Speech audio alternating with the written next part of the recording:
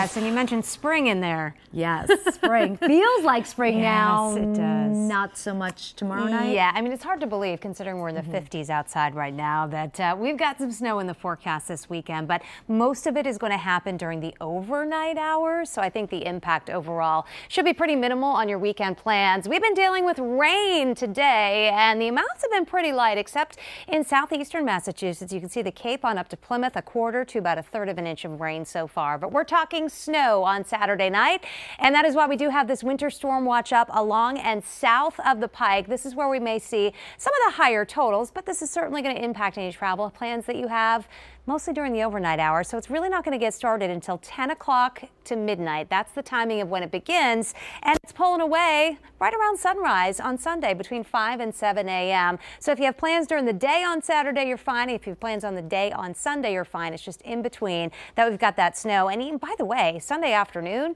sun's going to be out. Temperatures are going to be in the 40s. A lot of what we get is going to be melting.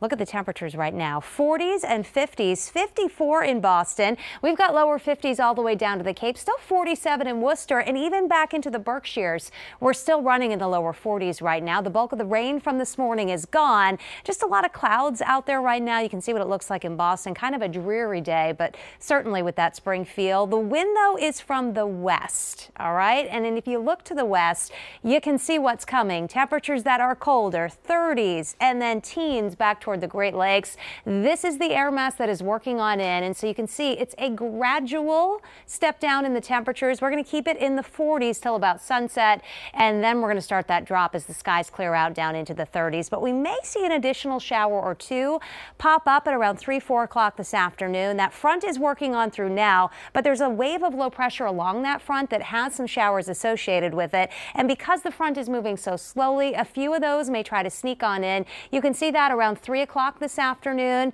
And then as we get beyond that toward about 6, 7 o'clock this evening, we're going to start to clear things out, and the clearing skies will continue through the overnight. So if you have plans this afternoon, I'd take an umbrella with you. You may get caught in a passing shower, but clearing skies tonight, and yes, it is going to turn colder.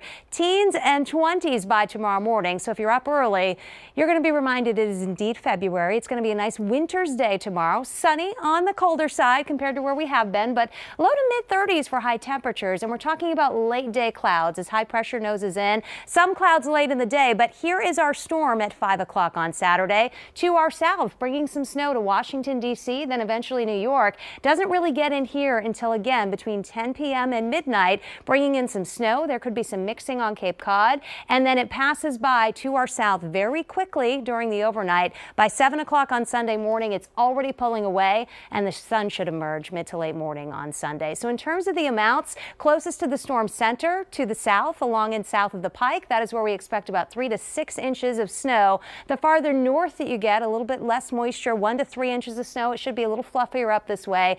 And on the Cape, there could be some mixing for a time, but overall a wetter snow, and that'll hold your amounts down to about 1 to 3 inches. We're going to get to start some of that melting in on Sunday as temperatures come into the 40s, upper 40s on Monday, and really a big pattern change next week as the jet stream is going to be building far to the north. And this is talking about warmth that is a good 20 degrees above average up and down the eastern seaboard. We may challenge some record high temperatures next week. 60s are likely, could even touch 70 degrees possibly either Tuesday into Wednesday before temperatures trend down, but still in the mid 40s toward the end of next week. So big warm up on the way. Antoinette. All right, pretty good.